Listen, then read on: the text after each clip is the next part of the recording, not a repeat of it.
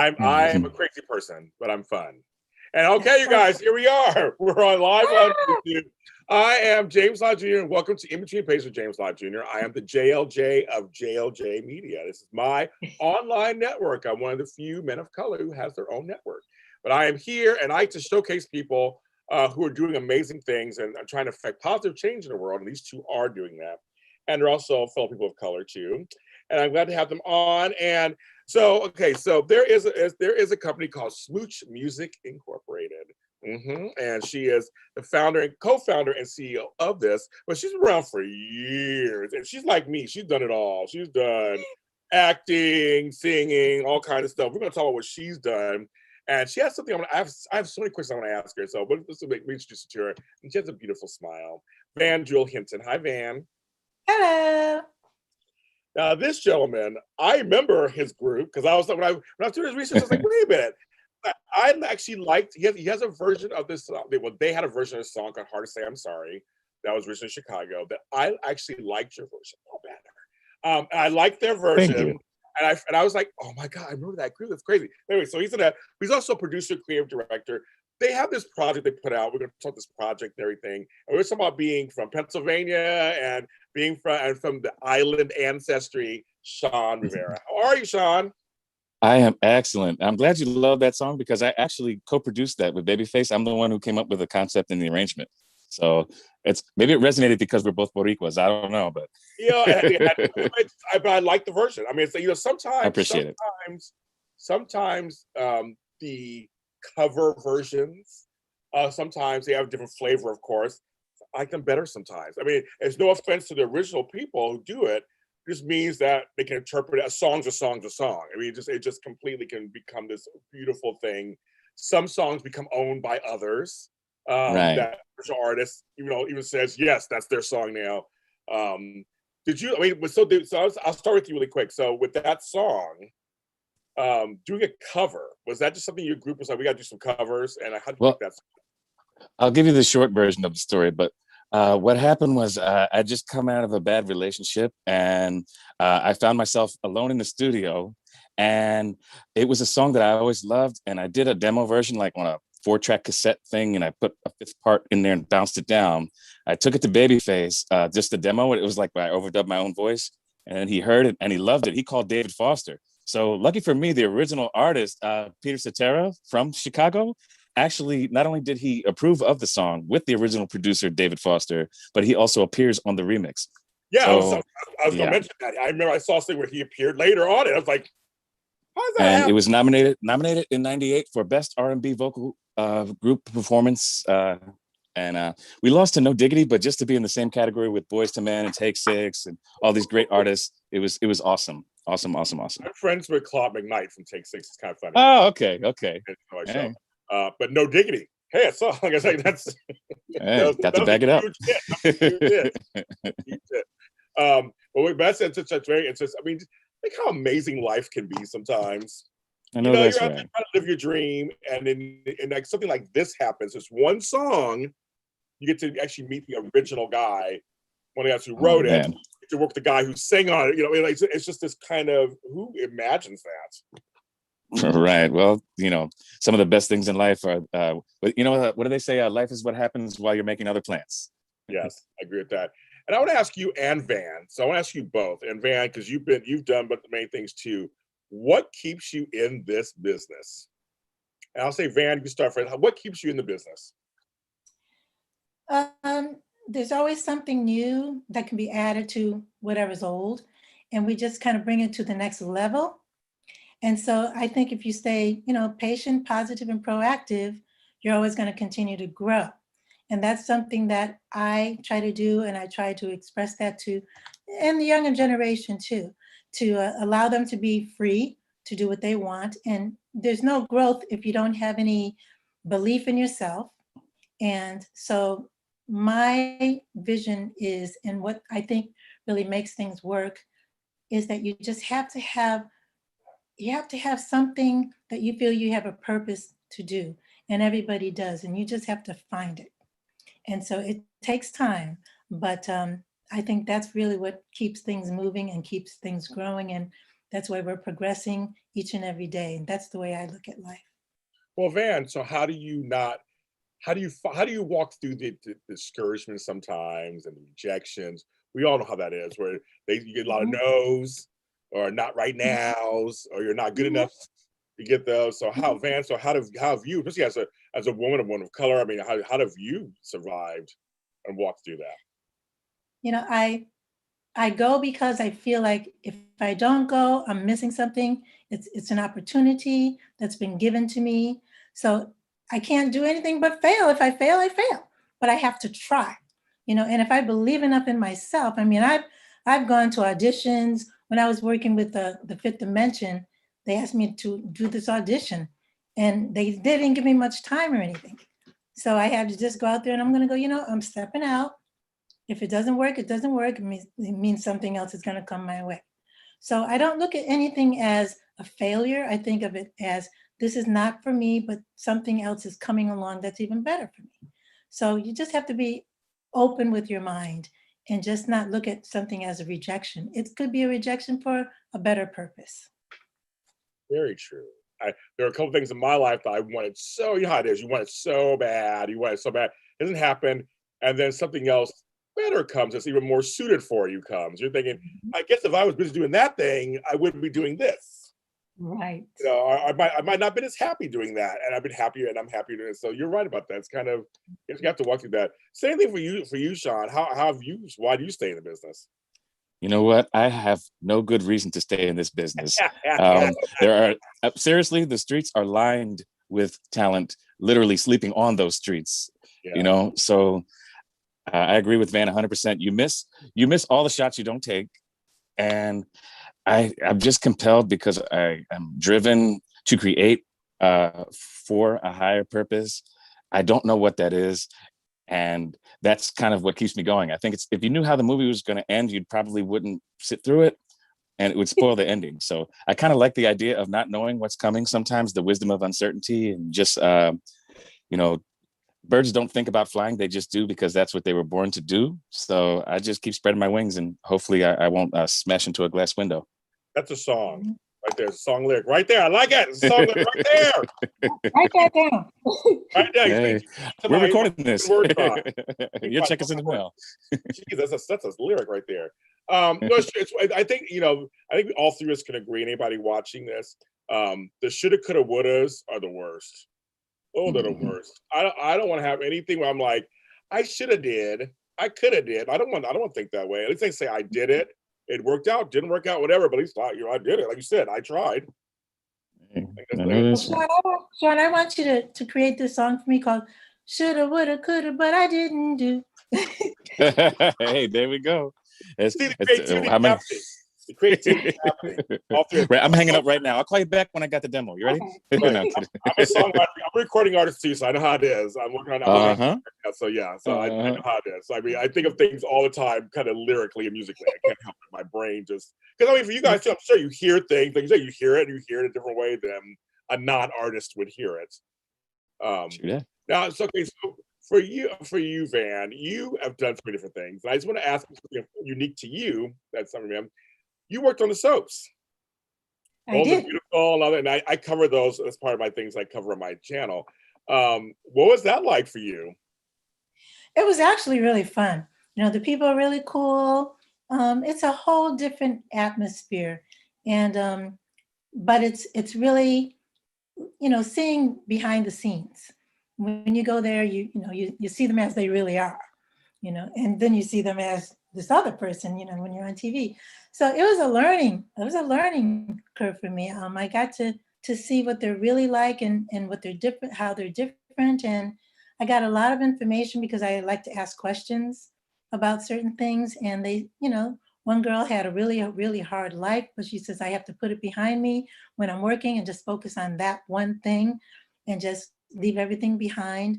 But it was really interesting. I didn't do it for a long period of time, but it was just another opportunity that was presented to me. I did a reading and boom, there it was, so. Did you watch any soaps before that? Were you a soap watcher at all? Yeah, oh yeah. I was watching General Hospital, which was the one I was on, and Bold and the Beautiful. Yeah. Bold and the Beautiful was really, really cool too. But yeah, Of course I did. I knew all of them. Which is true. No, because I work with them now. So like, if, a person who grew up with their grandma and their mom, they're all watching them, and you kind of watch them too. So like you said, to go on set, you're like, oh, the sets are smaller than you realize, and oh, this is like this is what Victor Newman is. His real name is Eric Bright. Like you start seeing people, you go, oh, you know them by their names, of course, their characters. And you start meeting them, you're like, oh, you're a regular person. So well, on one of the shows that I was on, I won't mention any names, of course, but he said, "Oh, come in my dressing room. I want to show you." Blah, blah, blah, blah. So I'm sitting there and I'm looking at, and then he started talking about something else, and I said, "Well, I got to go now, so you can put it all together." You know what I'm saying? Yes. So they think they're the star, and it's not like that with me. So I'm not bought and sold by anybody. Okay, I'm just my own person. I don't need it. The point is, you wanted to be in the business, do work, and so you wanted to work, and you wanted to earn it. I'm sure, and that's what and get it on your own merits, not because people do things. And Shawn, so you were in a successful group, for a time period. You guys had 2 top 10 hits. You're a success. You're on things, on soundtracks and stuff. I always like to ask, okay, so this is why I ask people who've had a #1 something, because you had a #1 song in the R&B charts last night. Yep. What does that feel like, having the #1 song in the country? I've only been asked 2 people this question, so you're my 3rd person I've asked. All right.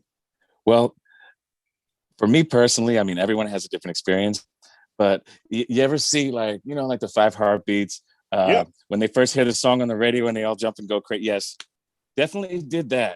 Now the charm wears off after a while when you can't shop, you can't go anywhere. Like you have to be ready. You have to have security. You go to the mall. You can't.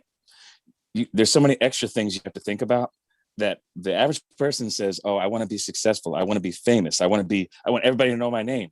But what they don't realize is that you're making a sacrifice of your autonomy is gone. So you just can't let me go to the store real quick. You can't make any mistakes in the public eye. And it's even worse now with the social media. I mean, so it's a blessing and a curse. It's a blessing and a curse. But I definitely milked it for all it was worth. I mean, I have no complaints and no regrets. It's funny because I'm in the public eye, and I have now had to watch not showing my home address numbers in my videos even by accidents. I've had a couple stalkers. We have a few of those in the to kind of make sure, don't tell people exactly where you are all the time when you're out and about. Yeah. I try to share stuff for the fans. I'm sure you guys do too. You share stuff, and it's like, oh, I gotta watch out. Don't let them know, because I remember a couple times I was at a Starbucks, like at Manhattan Beach, and all of a sudden people were showing up, and I'm like, they're like, hi, I'm like, I just wanted coffee. My hair's all over here, and I was like, I just want to go.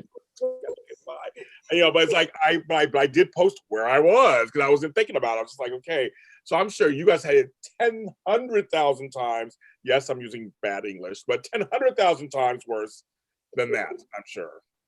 Yeah, we had to learn the hard way. People were singing in the window. Like we had to move from where we were because we had a group house. Like the label put us in this big house, kind of like the Making the Band thing.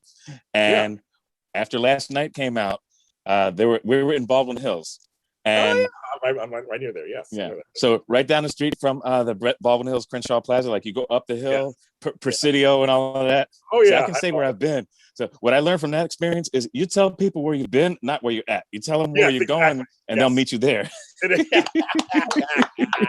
Absolutely right. Absolutely. That's so true. That's so true. Yeah. That's crazy. Wow. Yeah. Good times.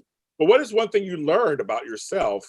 Now you can look back. Hindsight's 20/20. But what have you learned about yourself for that specific time period? You look back on it.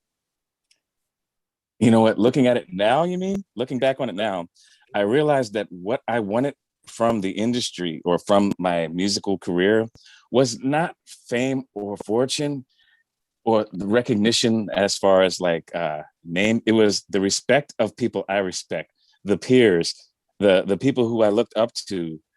So to be able, like you talking earlier about Claude McKnight, well, his brother wrote some songs on As Yet's record. And for him to say to us,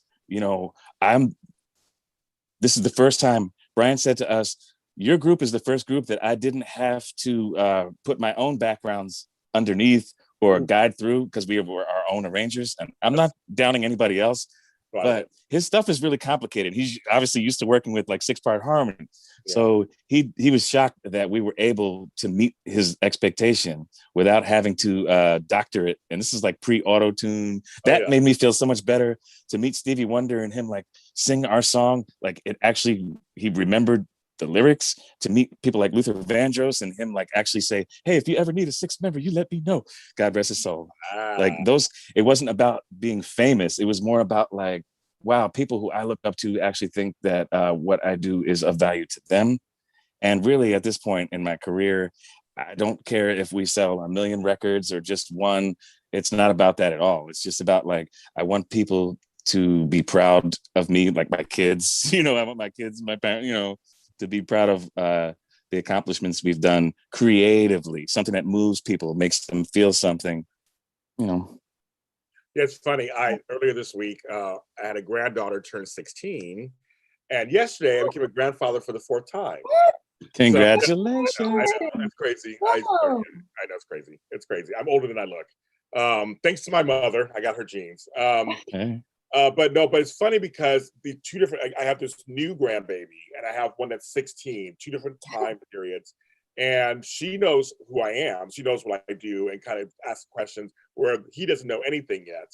And so I feel like what you're saying, I want to be able to stand by my work. I become really more focused in the last few years about doing work, whether it gets 9 views or 9,000. It's something that I can stand by. I'm not talking perfection or anything. Just like, yeah, I like that song I made, or I like that book I put out, or I like this interview that I did with these people. That at least you walk away going, yeah, I'm good with that. I'm good. That's kind of, so when you said that about kids and stuff, that's how I feel about my grandkids. And I was like, they can say, Papa Jamie did okay with that song, or he did okay with that interview. Not be embarrassed or ashamed or like, what was that? That kind of thing. So I'm trying to do the same. So I'm trying to do the same thing because fame, you're right. It's you first when you're young, you think, I want to be rich and famous. Yes, we all want money. We're not stupid, we want some money. But when you realize that there's kind of, you want to be rich in other ways, right, Van? You want to be rich in yourself, what you're putting out, who you're associated with, because you have this company, Smooch Music Entertainment. So what made you guys decide to start that? I was at my now husband's home and I was visiting him. We were dating. So I was sitting on the sofa and I'm looking at TV. It said Smooch Jazz, and I didn't have my glasses on or anything. So I'm looking and it looked like there were Gothic letters. So the T looked like a C. So I said, Smooch Jazz. And I said, hey, maybe we can do something like that. Smooch, like maybe a radio station or something that talks it's just about smooch, everything love. And so that's where it started. And then we came up with some ideas. He had an artist friend, Alan Aldridge, who he did all the Beatles, covers, music, and Elton John's covers and all of that. So he created our logo, which is two hearts, looks like 2 lips coming together. And so we started, thinking about that, and we started making T-shirts, trying to get into the music side of it, but that wasn't the right time. So we had a clothing line that started. It's all positive energy. Smooch's law is whatever can go right will go right.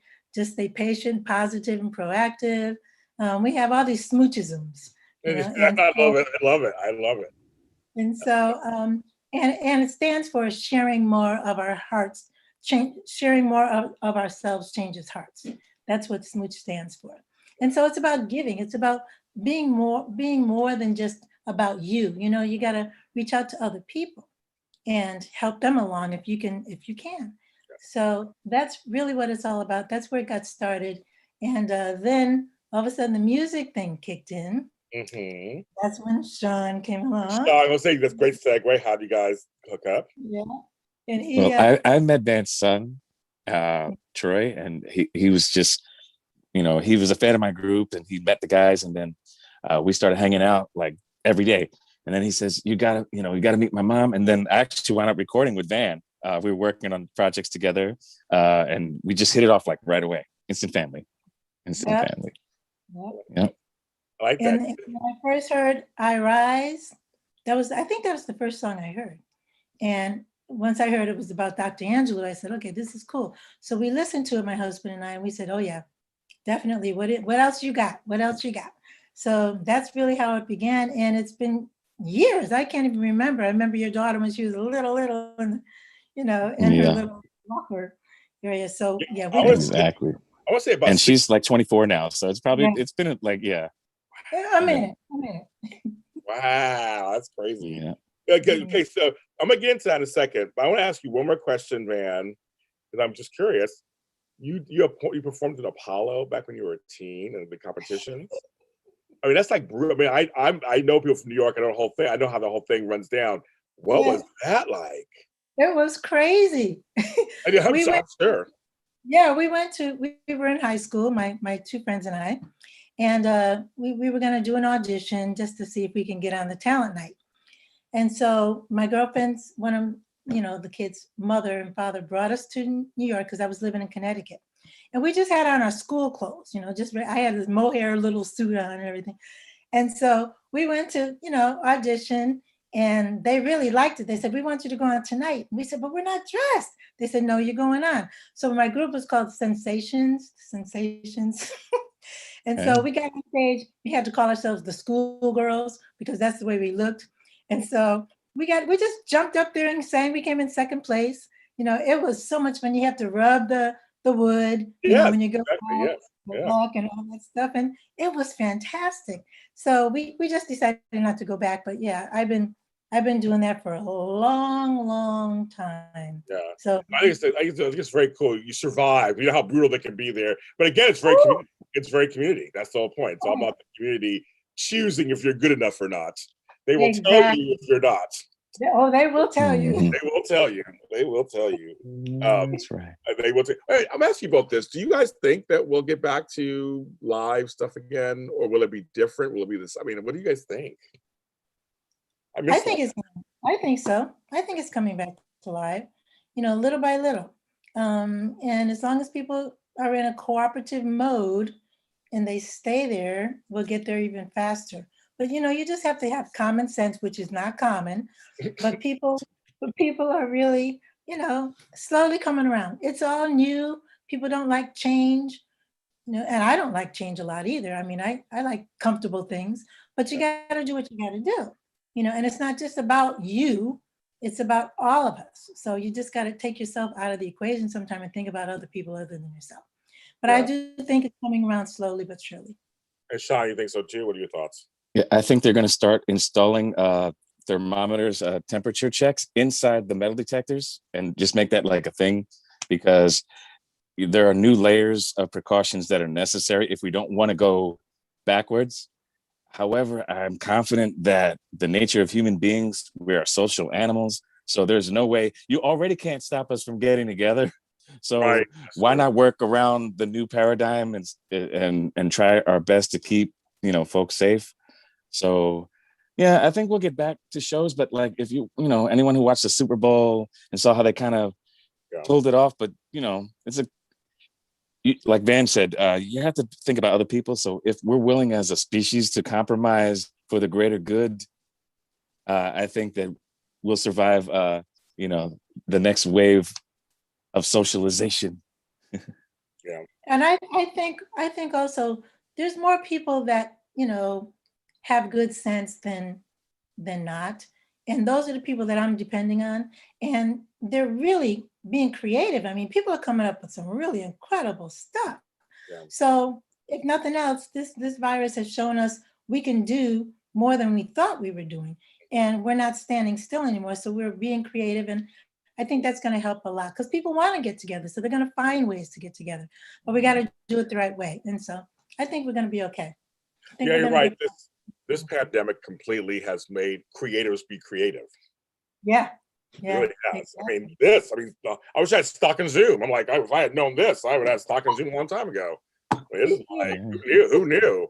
But I'm seeing folks do Zoom plays and Facebook Live concert. I mean, they're figuring out what to do with this stuff. Yep.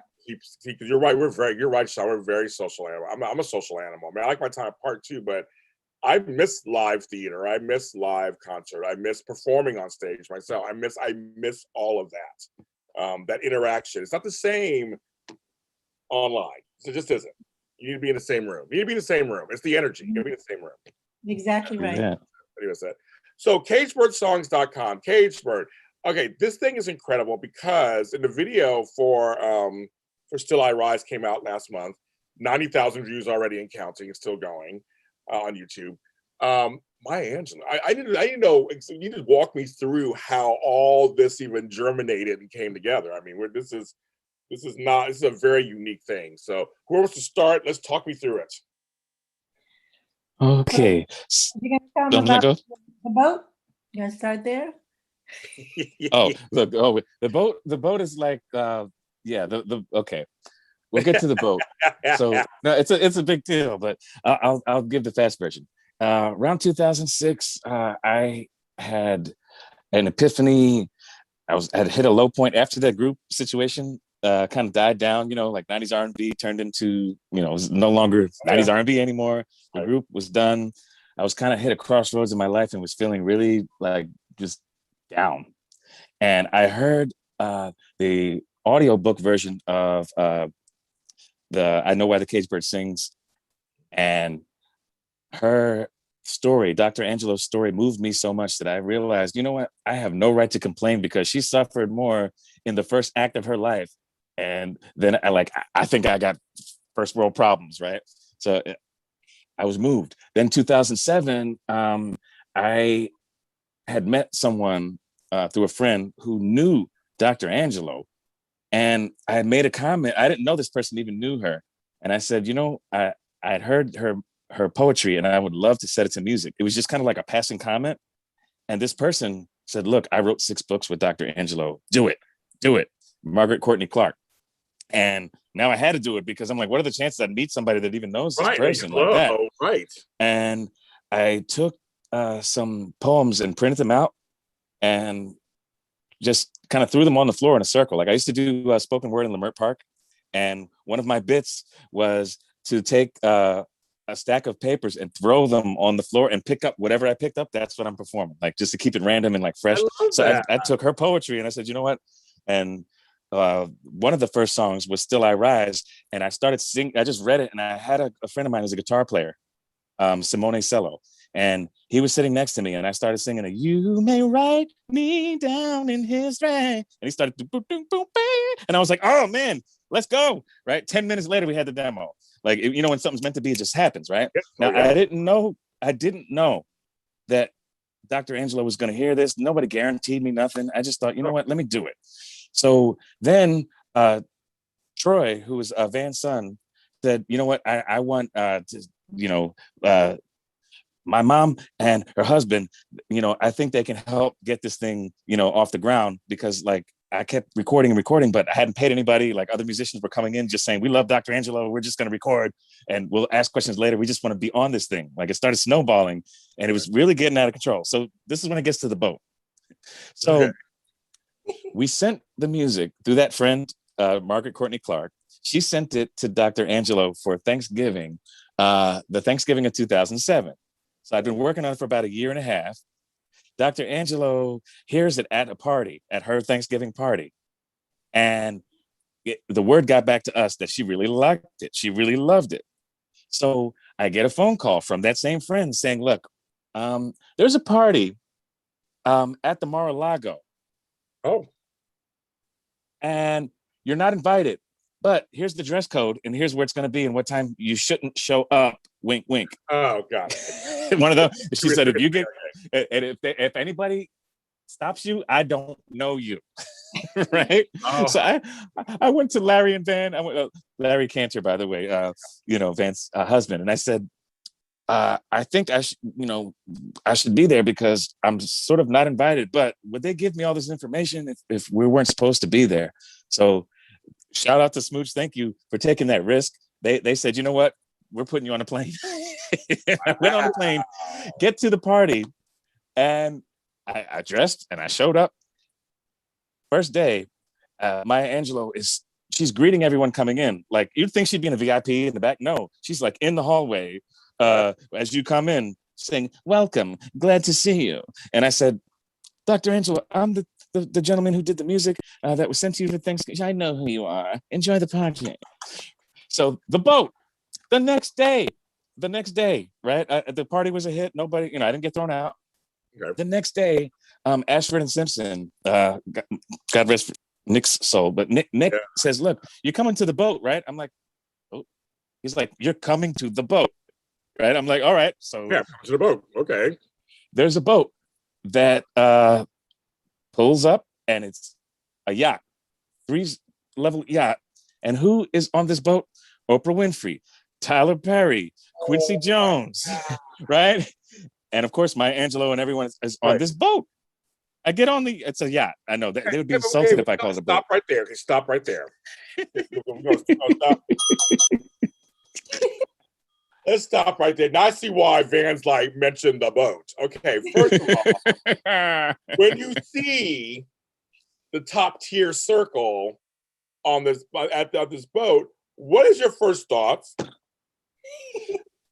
I'm like, I hope they don't have a guest list. I made it the first day, but if you know how the boats have a manifest, well, usually they need to know.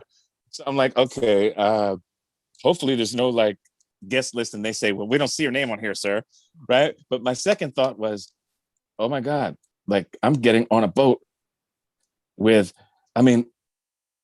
okay, so Quincy, his son played in the band with that guitar player that I was telling you about earlier. So he sort of remembered me because his son was a producer and he worked on As Yet's record. So I started talking to him. I'm like, well, they can't kick me out if I'm talking to Quincy Jones. So I start talking to him, and he says, I remember you. You used to work with my son. How's it been? And I'm like, oh, that's really cool. You're so good at impressions. That's so funny. You're so good at them. And look, I have the picture, right? Okay, hold on. Back behind me, you see this picture? Wait, hold on. Can you see this picture? Yeah. Oh, yes. It's Quincy. Yep. That was him saying, look, I actually told him, I said, the last time we talked, you said that music was dead. The industry was dead as we know it. And I said, not on my watch. Okay. So you're thinking, hope this don't manifest. No gas. Yes, please don't kick me out. Let me get on this boat and meet these people. You're like, let me and get they're on eating pink cheese. They were eating pink cheese in cubes. I'm like, what is this? I thought it was like ham or something. And I'm like, this is pink cheese. No, of all the things to remember, right? I know, I love it.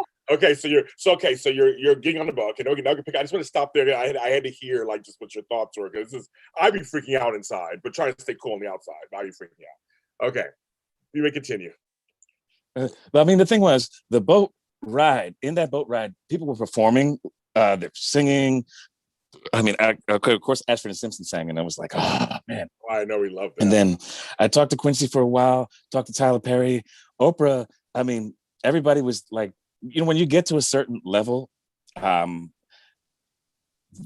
it appears as though, because I'm not at that level, but it appears as though people take all the chips off their shoulder. It's usually the gatekeepers who have that haughtiness, but everyone was so relaxed and so cool. They're like, if you weren't meant to be here, you wouldn't be here. Nobody was uppity. Everybody was cool. I never got the impression I didn't belong there at all.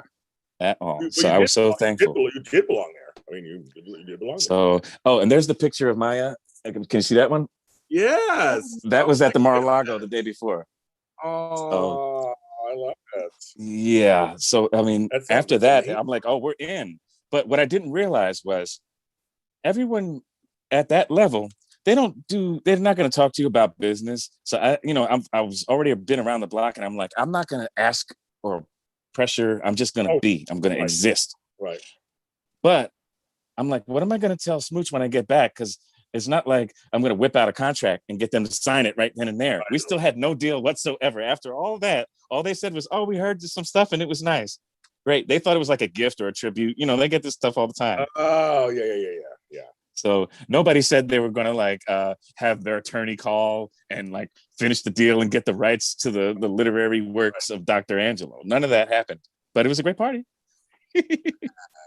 That is a great party. That's amazing. That's unforgettable. It just goes to show, when you follow your heart with a project, you have no idea what's going to take you, and it could take you to where the heart of your project comes from, which was it was Dr. Angelo. You got to meet. Again, who does that? You've had that several times now in your life. Like, who I watched the David Foster documentary, and I watched Quincy Jones documentary just recently. I'm like, so I'm just saying, it's so funny. I'm like, and you know both of them. You met both of them. It's kind of, I mean, you met both of them. That's just amazing. So this project, I mean, let's talk about it. So that's that first part. How did the project become more? Because like I said, she liked what she heard. How'd that come together? Either one can answer this. How did they come together? Well, we had to get an attorney, number one, to talk about working with Dr. Angelou. Okay. And once that got done, which, we felt pretty confident about that because we didn't know anyone else was ever doing that for her. Yeah. And we just loved it so much. We just went with our gut feeling. And so she eventually came back and signed it and said, yes, let's do this. Let's get together. And so I still have that piece of paper. I look at it from time to time where her signature is next to my signature. And it's like getting closer, it's like, yes, here it is. So we went down there and met with her, and Shawn had some other songs available ready for her to listen to. And actually, when we walked in, if you want to hear this part coming up. I do. I want to hear everything. I want to hear it all. Well, before we got there, they said she's just getting out of the hospital. She's getting out of the hospital specifically early to see you and Shawn. And she had some serious issues. And they said, if you have any germs, you cannot come. So I think you and I went to the Hood, and we got some black African soap. Yes. And they said we couldn't eat fish because she's allergic to fish. And if you kiss her on the cheek after you've eaten the fish, it might make her break out. Yes. That's right. So we cleaned up and everything, and then so that night I'm thinking, what am I going to say to her? I'm thinking this woman, okay, who is freaking amazing. I said, what am I going to say? I'll say that. I know that's right. So that day we got there, we went there. Shawn and I, we stayed at this hotel close by, and we were invited into her house, and it was really quiet kind of. And so we walk into the kitchen, which is where the work was being done, in the kitchen. And so we introduced ourselves, and she said, oh, sit down. And she was so pleasant. She had her pearls on. She was ready for work. This is 9:00 in the morning. Okay. Hey. Okay. Yeah. So, we're sitting down, and she says to me, get a piece of paper and give it to me. I want to work on some. And I picked up a couple pieces of paper, and I looked at it, and I said, oh, I don't know. Is this okay? It looks important. And she looked at me, she said, everything is important. And I said, okay. Yes, ma'am. And she said, I perceived you before you got here.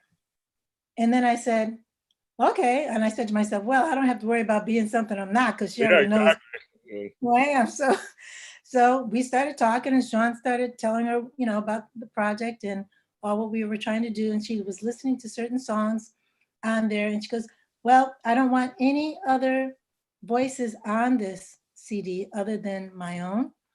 And so Shawn said, well, would you like to listen to this I Rise song that we put together? And so she said, yes, of course. So we listened to it. She goes, that can stay. She goes, that can stay. And so we knew, but she always said to us, anybody that's involved with this project, I want them to get the credit that is due them. I don't want to work with anyone if they can't get credit for what they did. I don't work that way. So we said, okay, we're with you on that. And then she started really getting into business about listening to the songs and saying, okay, this I like, maybe we can bring this up and, bring this out a little bit. She started conducting. She was a conductor actually too in her life. So it started out, that was pretty much the first day. And then what do you think about that, Shawn? What am I missing? Well, you're not missing anything, but in addition to all the wonderful things, we forgot to talk about Bojangles chicken, shrimp and grits. I love some Bojangles. Lord have mercy. Bojangles. Man. Oh my God. See, the thing was, and the sweet tea. See, where we were in Winston-Salem, there's just some really great Southern cuisine. I remember in one of your previous podcasts, you're talking about biscuits and gravy. And if that's an official meal when you make it right. It's a standalone meal. Oh, no, I know, It's no, not I know, side. I know. I mean, we're talking veal gravy. You're talking about Bob Evans. Yeah, I'm talking Bob Evans. I'm like, I leave California, you'll find the real stuff. That's what I was getting to. Yeah. I'm also watering already. Yeah. I mean, So my Dr. Angela would call. I mean, she would have things delivered to the house. I mean, and she had a personal chef, so we would have things that were like straight out of her cookbook, like. And the chef would say, you know, I've read the book, and that's just the starting point. And I tailor these meals, like so we were like the only ones that got to eat that particular recipe at that time. She knew exactly how to make sure that we were taken care of. We're coming there thinking we're going to accommodate her, but she treated us like we were guests in the house, which we were guests in the house. It was so sweet. She was just, Dr. Angelo is what you see is what you get. She did not put on airs. She put on pearls, but she did not put on airs for anyone. Very nice. Well, she had this song called Africa, and she put it on. She was playing it in the kitchen, and I started dancing around like, you know, Africa. And she's cracking up, you know. And then we sat down when we were having our lunch, and we'd tell jokes. We just sit there and tell jokes. And she'd have, towards the end of the day, she would have a glass of wine, and she always invited us if we wanted to have some wine with her. She was so laid back. And she would look at you and tell something about you. She said to me once, "You have zeal." She just comes up with things. She just said, "You have zeal." And she looked it up in her little green book, and it said, "God in you." And I said, "Okay, that's cool," because I do believe, you know, in God. Yeah. And then she had a thing with Shawn, because Shawn, you know, she signed his book, a book for him, and she was spelling his name. He wanted to make sure she was spelling it right, because, you know, Shawn could be spelled a different couple ways. Rivera, you know, it happens. Yeah. And so she said, "I know how to spell your name." And I sat there like frozen, you know, and I'm between both of them. We're sitting on each side.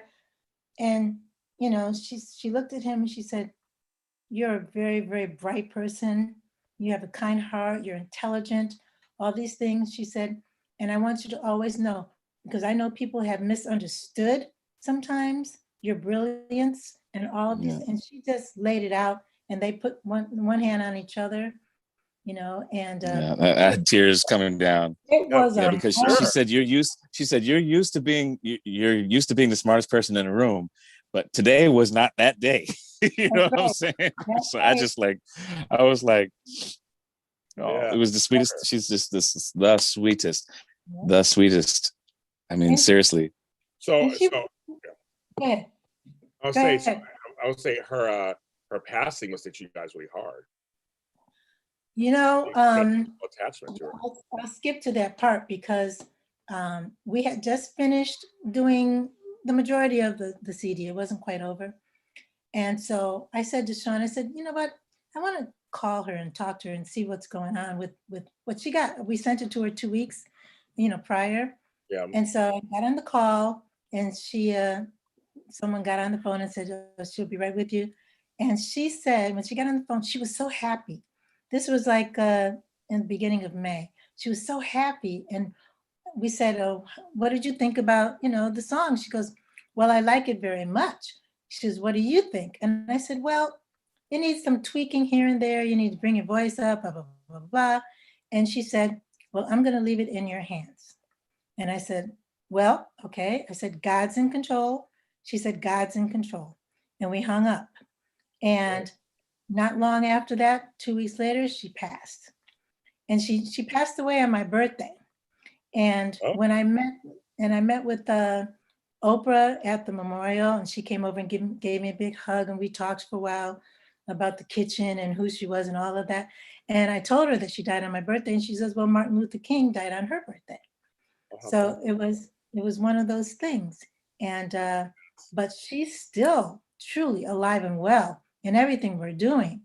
She just never went away. And her words are so powerful, and her experience. She would tell us about certain poems that she went to, you know, visit someplace in, say, another country, and saw these two kids sitting down, you know, by the store, and the store man came and manager said, "What are you doing here?" And he spit at them. And so she wrote about that. So she wrote about a lot of her experiences that she's had over the years, which have been many. So she speaks of what she's experienced. Yeah, I mean, it's so this project. Tell people what this project is if they don't know. We mentioned there's songs and with this, you go to CagedBirdSongs.com, CagedBirdSongs.com. What is the project exactly? People they expect. You can speak, Shawn. Oh, well, there are a lot of projects that are based on Maya's work, but this particular project is Maya's work set to music. It's not an adaptation in the sense of, okay, well, she's got like a verse and then somebody else does something else. This is word for word her poetry set to music. Like before people were doing that auto-tune the news, and before people were doing you know how like iMarquees and these guys will take somebody's sentence and then turn it into a viral video. Oh yeah. It's kind of like that, but on steroids, because we actually hired full-on musicians to build the arrangements around her poetry. She's the star, and the best compliment that I get when I hear the record is they say, "What did you do?" Because it sounds like she went in the studio and just started reciting her poetry, and the band started playing. Even though the audio from many of the are from so many different sources, you would never know that some is from audiobooks, some is from CDs, some is from cassettes, some are live performances, you name it, and it's all seamlessly put together to accentuate the message that she was put here to share with us. And now with what is going on in not just America, but around the world, this heightened level of awareness and this cry for racial unity, Dr. Angelo's words and message are more powerful than ever. And the original seed energy behind that music was just to elevate her message and bring it to people who may not otherwise receive it, and those who already love her will continue to love her in the process. And hopefully if puts a smile on somebody's face and uplifts or just makes people feel good, then we've done our mission. Yeah. And also at the very end, we the last time we met with her, we did an interview with her, and she explains why it's so important, and she wants that to be known to people, her works. So that's something that, we're going to put together something about that in the near future, all of those things. Well, I think it's great. You guys did a wonderful job. I think it's just amazing. As a spoken word artist myself, a fan of hers, a fan of her books.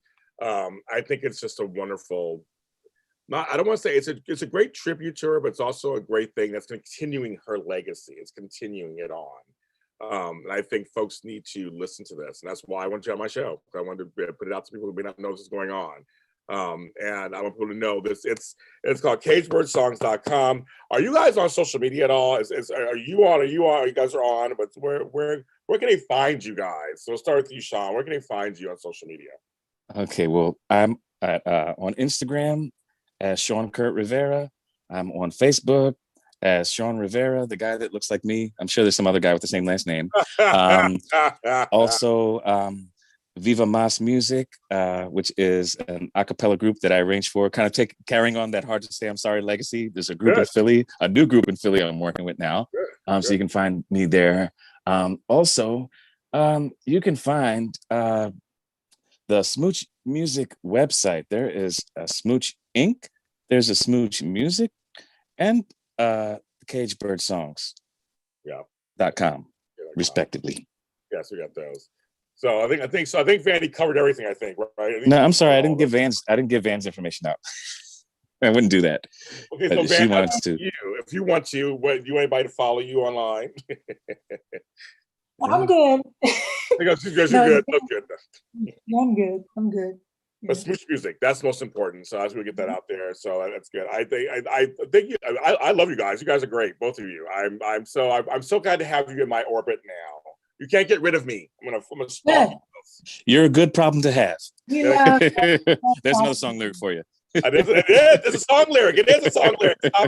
Stop it. Trust me. But you both are amazing. Thank you so much for your time. Thank you. And you're welcome anytime back on the show if you're promoting anything. Whatever I can do to help promote your artist or anything, talk to me. Come to me and I will promote them. I have no problem with that. Thank you so much. It's a pleasure being on your show. Thank you. everyone out there, this is In Between the Pages with James Lott Jr. We have a Facebook page. Also, you can follow me you can follow JLJ Media on all social media platforms, of course, and here on YouTube, subscribe to the channel. If you're listening to us, the audio version, you can go to any streaming audio platform. That's like Spotify, iHeartRadio, Apple, Google. We have an episode there on all those also. So you can listen while you're at the gym now. The gyms are opening back up, or you're walking the dog, or you're driving a car. You can listen to all this too. And pass this episode along to anyone you think needs to hear this. I know there are a lot of fans, Dr. Angelou. There are a lot of fans of spoken word. There are a lot of fans of music. Please share it with them. I'm going to share it too. I'm going to share it with people. Keep it going and see what's going on there. Then you can follow me. We're all James Lott Jr. are sold at James Lott Jr. on all social media platforms, including my music. It's on SoundCloud, Spotify, everything you think of. And I'm also on TikTok. Yes, I'm on TikTok. I'm some TikTok star, I guess. I don't know. I'm some old man on there just doing stuff. I don't know what I'm doing. But you can follow me there also at James Lott Jr. if you feel like it. Folks, please have compassion. Support the arts. Support the arts. They are very, very, very, very important to mental and physical health and development. Support arts in the schools. Support arts everywhere. And support your friends who are artists.